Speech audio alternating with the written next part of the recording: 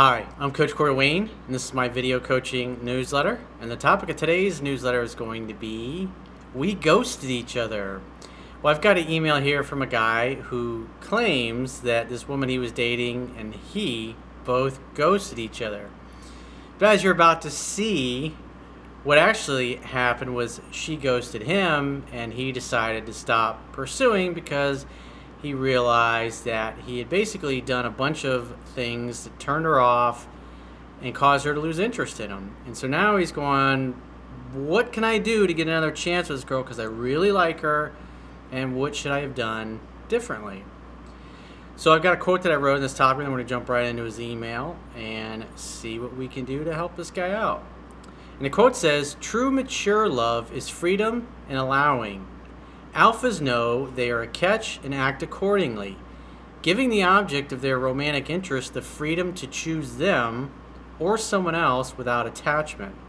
When you really care for someone, you want them to be happy, even if it means being happy with someone else other than you. Betas are fearful and seek to control and force things because deep down they do not feel worthy. They send conflicting messages and signals that vacillate back and forth between being attached, weak, and needy while trying to maintain the facade of being unattached. This causes women to not trust their masculine core, pull away, and test. Beta males usually fail these tests as their fear drives them to try and force things, thereby chasing women right out of their lives and getting friend-zoned or ghosted." So you can see this guy, he's struggling with doing the right thing, and so he's trying to act like he's got his shit together, but obviously you'll see in a second as I get through his email that even though he's saying one thing, his actions and his other words are conflicting. And so it's pretty predictable why things end the way they end. And obviously the idea of going through this is so you realize what he did to turn his girl off. So when you're in a similar situation, you don't do the same thing. So he says, "Hey, Coach Corey, I met a girl on Tinder and we hooked up on the third date. Well, as I say in the book, the average woman is going to sleep with a guy by the second or third date. That's just reality if you play your cards right, if you follow the progression that's in the book." He says, "After sex, she confessed that she had recently gotten out of a toxic relationship and is still hung up on the guy. Isn't it interesting how the truth really comes out?" So what you got to understand is a woman that's in this situation, she just broke up with somebody, and she says, "Hey, I'm still hung up on this guy." So in that particular case, the other guy, the previous guy, she's obviously going to have a lot stronger emotional bond with him because of the time that she spent with him. And you're pretty much brand new. I mean, this was his third date, and right after they had had sex, and she starts sharing all these things. The worst thing you can do is try to lock her down or say things to turn her off. And you'll see this guy's trying to kind of be Mr. I am your knight in shining armor kind of nonsense, saying bad things about the other guy, and this shit doesn't work. You see it in the movies. The guy's thinking, I'm going to use logic and reason with her to convince her why this other guy is a poor choice and why she shouldn't go back to him but should instead stay with me. And obviously you can, if you've been following me for a while, you can tell what's really going to probably happen. He says he repeatedly tried to get her to have a threesome with his best friend, and she is considering it. Well, she obviously likes the guy. She's hung up on him. And he's brand new. So in his mind, obviously he's driven by fear, thinking, oh, this other guy, what am I going to do? I got to tell her not to date this other guy and choose me instead. That's taking the freedom away. A man who has other choices, he's going to be like, hey, well, I'm not really, if you're still kind of seeing this other guy, why don't you go figure that out? And then once you get clarity and you're sure you don't want to date him anymore, then give me a call. That communicates that you're unattached. You can take it or leave it. Worst case, if she chooses to go back to the toxic boyfriend, do you really want to date a woman who's going to choose a toxic guy over you? You don't want to say that, but that's the reality. I mean, think about it. Is this girl, in your eyes, going to be a winner if she's hanging out with a toxic ex? Instead of having the strength to move on? Do you really want to date somebody like that? You want a woman who's strong enough to say, you know what, this guy wasn't good for me, I've realized it. And he had his chance and he fucked it up. But that's not what he does. He says, I told her. He thinks he's being chivalrous, obviously. Any guy who wants to bang his buddy doesn't respect you. Don't let someone treat you like that. You're worth more than that. Yeah, that's really convincing, dude. I ignored that red flag, and then I made another date. You see this crap in the movies so much. And usually the guy in the movies ends up with the girl. In real life, let's see what happens. That morning, she sent a text saying she was Tinder tired and needed time off from dating to get her head straight. It's like, it makes you wonder. It's like, there's got to be a book somewhere, like, because so many women see the same things. What she's really communicating is, I'm just tired of dating you because you're making me feel like I'm losing my freedom. In other words, you're not letting me do what I feel I should do. He's already trying, after one time of sleeping with her and 3 dates, now he's trying to get her to do what he wants. He says that she said I should reach out in a couple of months if I didn't meet someone else. That basically says, that's kind of like the take care state. Take care is kind of, hey, I'll never talk to you again. Have a nice life. He replied, I'd love to see you again, but I'm not waiting around for anybody. If you change your mind, feel free to give me a call, which is the perfect answer. However, did he really have the balls to be congruent with that? Because when you say something to a woman and then you don't have the balls to follow through on it, that shows that you're weak. In other words, whoever has the most to lose in a negotiation is always in the weaker position. So he just communicated that he had more to lose than her. Well, actually, he's saying the right thing, but you'll see in a second he does the exact opposite of that. He says a couple of weeks passed, and in a moment of weakness, I texted her. When you tell a woman, hey, if it doesn't work out, get in touch, and then you text her, it communicates that you're just too weak to be congruent with what you say. Now, why would that be? Because you have nothing else going on in your personal life, and you're afraid you're never going to meet anybody else. Women don't want a guy like that. Women don't want a guy that has a problem getting really great women.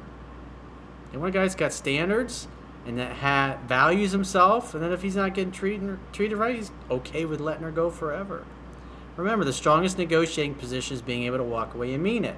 So he communicated that he was willing to walk away, but he didn't fucking mean it. So he's just like any other floppy cock beta male. It's like, eh.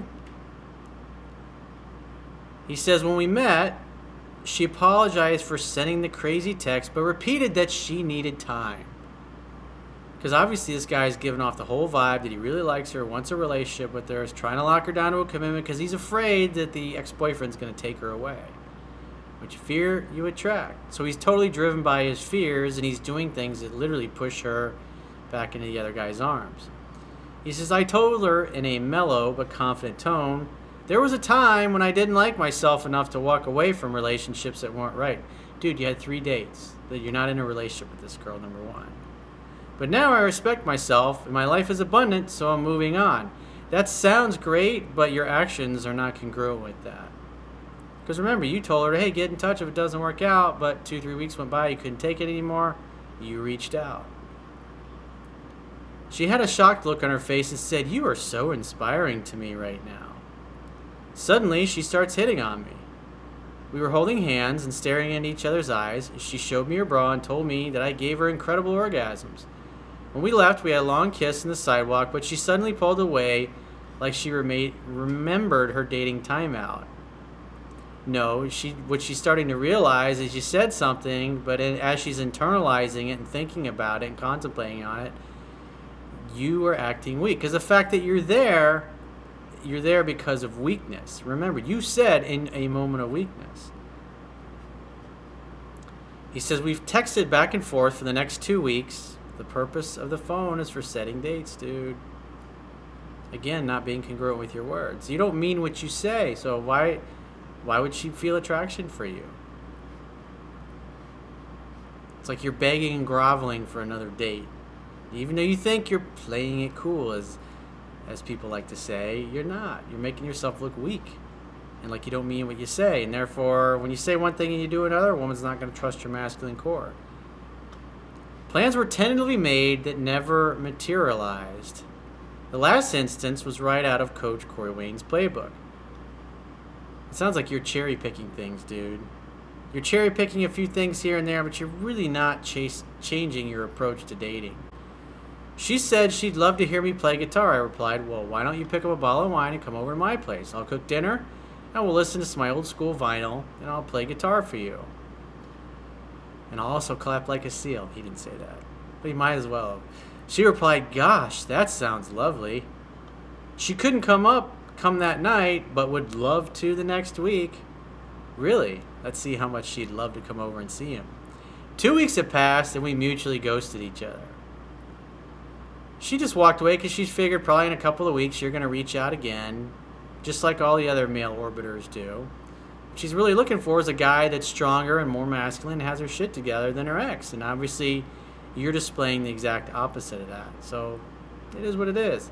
But the reality is, toxic relationship, still bouncing back and forth between the ex. What you want is, if you're looking for a girlfriend or date somebody, you want somebody that's ready, willing, able, and open to dating. Because when you get involved with somebody that's bouncing back and forth between an ex and you, things might go really great for a couple of weeks, and then they just disappear. And then that's going to rake you over the coals emotionally. It's just a bad way to go. It's a stronger and a better position to come from to say, hey, doesn't work out, get in touch. Figure out what you're going to do with the ex-boyfriend. If it doesn't work out, get in touch with me. And if I'm still single, maybe we'll go out again. She never called, and I wasn't going to chase her to do something nice for her, even though you'd already done that several times. I needed to give her space to miss me or decide that she didn't. I'm fine with either one. Well, that's what you said in the past, but you went back on your word, and that's why she's spending time with him, probably having a threesome with him and his buddy. Thinking back, I broke the cardinal Coach Corey Wayne rule. I was initiating contact more than her. In other words, you communicated that you were way more into her than she was into you. And you communicated that you had way more to lose by her not being in your life than she had to lose with you not being in her life. I heard Coach Corey in my head saying, dude, you fucked up. At least you realized it. I've made dates with other girls and moved on. My question is, should I have tried one last time to finalize the plans before I walked away? You mean chase her more? I mean, look where your chasing got you. So, I mean, at this point, you got to let her do 100% of the calling, texting, and pursuing. I highly encourage you to review the 7 Principles to Get an Expert article and video that I did several years ago on it, and actually stick to it this time. You've got to let a woman, especially a woman in this situation, come to you at her own pace while you continue to date other women and keep your options open. Look at it from the perspective of she has to earn you as well. But what you've communicated is she's already got you and you're ready to run off to the altar of marital bliss with this girl, even though you don't really know anything about her. And the fact that she's hanging out with a toxic person, still holding on to a toxic relationship, doesn't sound like somebody that's really ready to have the kind of relationship that more than likely that you're looking to have. You got to find somebody that's got the same goals, the same values. And also, I would highly encourage you to read the book. And if you're new, this is one of the first videos of mine you're watching, you can actually read my book for free to learn the fundamentals of what I teach by going to my website and subscribe to the email newsletter. You can also get the Audible version of my book by doing a free trial on audible.com. And if you'd like to get my help personally, the quickest way is to go to my website, click the products tab at the top of your screen, and book whatever coaching option works for you. And I will talk to you soon.